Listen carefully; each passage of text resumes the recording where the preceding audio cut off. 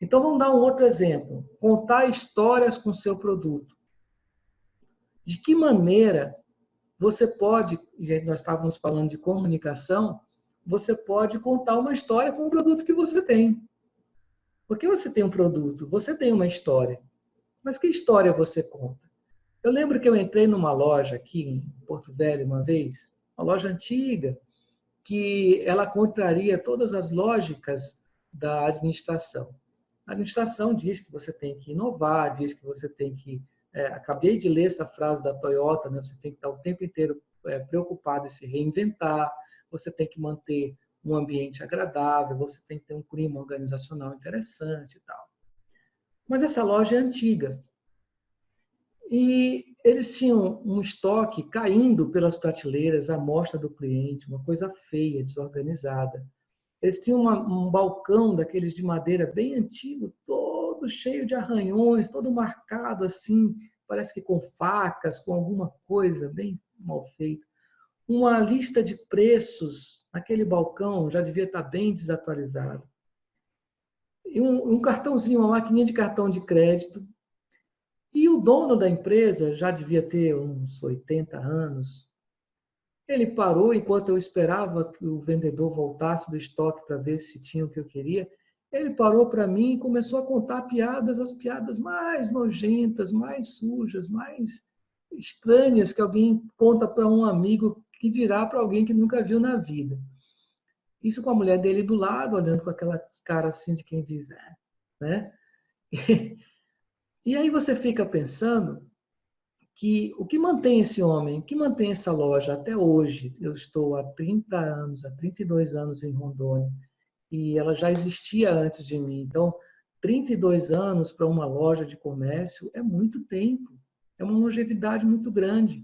Sem marketing, sem um ambiente, sem uma estrutura, sem um sistema informatizado, sem um estoque organizado, com o mesmo funcionário que está lá há 30 anos também, com aquela pessoa contando piadas esquisitas para o cliente que chega que ele nem conhece. O que mantém essa empresa viva? O que mantinha essa empresa viva era o diferencial. E o que mantinha essa empresa viva e mantém até hoje é apenas uma história que se conta assim. Se você não encontrou nenhum produto de material de construção, porque ele é muito antigo, se quebrou a sua cerâmica e você não encontra mais no mercado porque ela é muito antiga, se quebrou a sua torneira e você não acha um reparo de torneira adequado porque a sua torneira é muito antiga, vá nessa loja, porque lá eles têm. Então, a partir do momento em que se contou essa história, nenhum outro grande comerciante de material de construção, ou pequeno ou médio, conseguiu superar essa história. Se conta apenas que esta empresa, nesta cidade, tem os produtos. Se você vai numa loja de material de construção e você quer um produto e o cara diz, olha, não tem, ele vai dizer, procura lá. Porque lá deve ter. Coisas que a gente não compra porque são muito antigas, nem acha no mercado, pode ir lá que ele tem. E não teve vez que eu tenha entrado naquela loja que eu não tenha achado um produto antigo para comprar. Então, são histórias que você conta ou que você faz as pessoas contarem sobre o seu negócio. Que histórias você está gerando a respeito do seu negócio? Em 1919, alguém já sabia disso. Era um farmacêutico. E esse farmacêutico, ele criou um produto porque ele estava cansado de ver as crianças com anemia. E ele sabia que a questão da anemia ela passa pela higiene, pela questão sanitária, mas também pela falta de ferro, por falta de vitaminas, por uma alimentação inadequada. Então ele pegou e criou um tônico para colocar no mercado que era para fortificar as crianças, 1919. Nessa época, o Monteiro Lobato tinha um personagem que era o Jeca Tatu.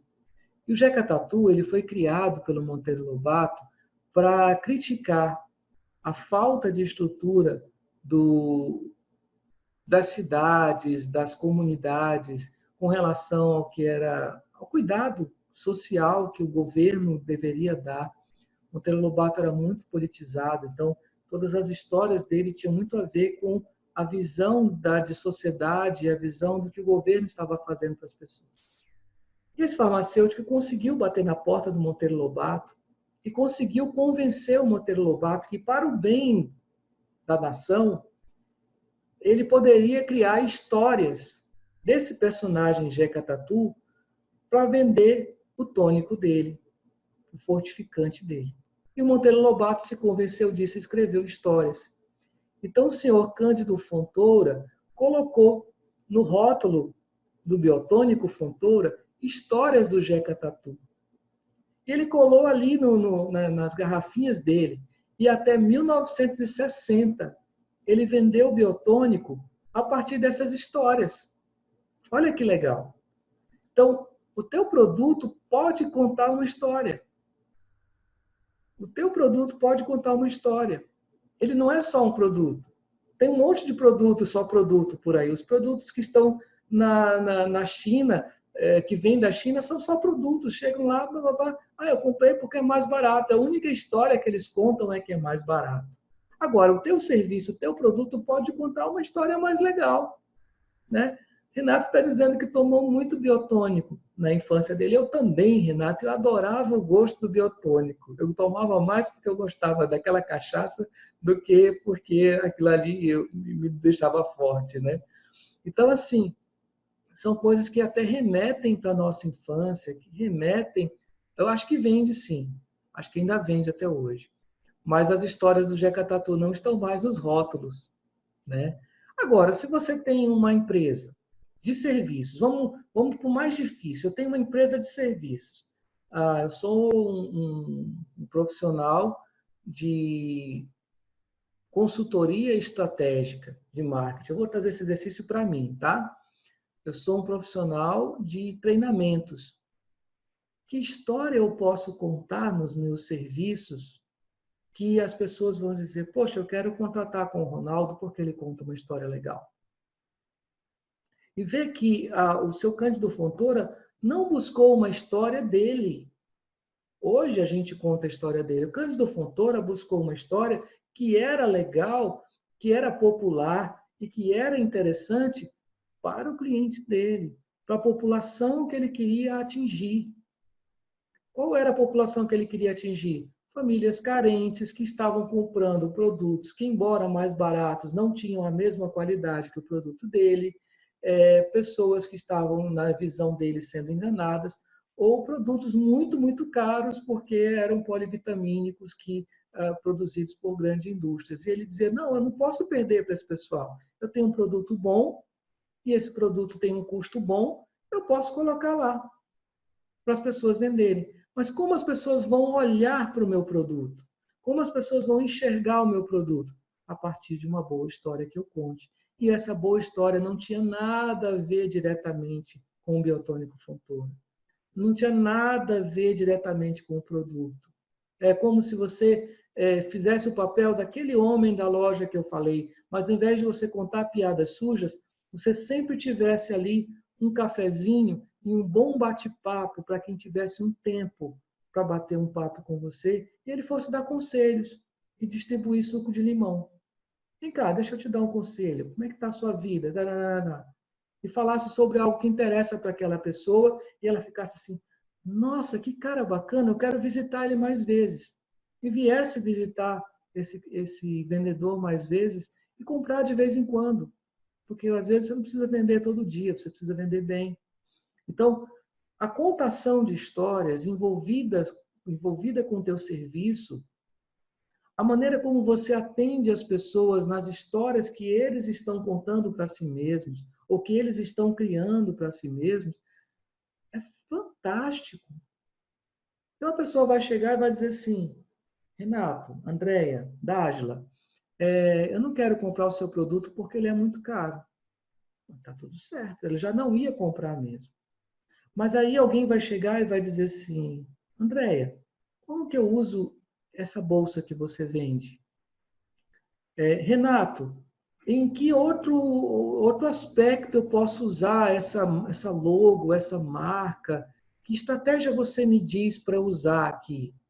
Dásla, como que eu posso atender o cliente antes que ele chegue a um ponto que eu preciso fazer uma cirurgia, por exemplo? Como que eu posso prevenir? Que outro serviço você pode usar que seja agradável para o cliente, que não seja só um atendimento de qualidade, né? Então, são essas histórias contadas, esses diferenciais, que vão fazer muita diferença para o seu cliente, mas muita diferença. E aquele que vai comprar só pelo preço, ele tem a opção de comprar contigo ou com outro, ele vai, se a visão dele é só o preço, ele vai lá só pelo preço e pronto. Mas aquele que fica encantado com a sua história, diz, uau. E o terceiro exemplo que eu quero falar sobre história, contação de histórias, é o exemplo da Disney. No mundo existem vários parques temáticos, existe Beto Carreiro no Brasil, existem os parques da Universal, existem vários parques aí da Fox no mundo todo. Parques de diversões com personagens de filmes, com estratégias, com cenários e tal, tal, tal. Mas por que a Disney é a Disney? Porque a Disney conta uma história. A Disney te faz também, olha só que legal, ela te coloca dentro da história. E todas as pessoas que trabalham para a Disney são ensinadas a contar uma história e a inserir aquele visitante na história. Então, a pessoa ela não quer só ouvir passivamente uma história. Ela quer que a história dela se encaixe com a tua.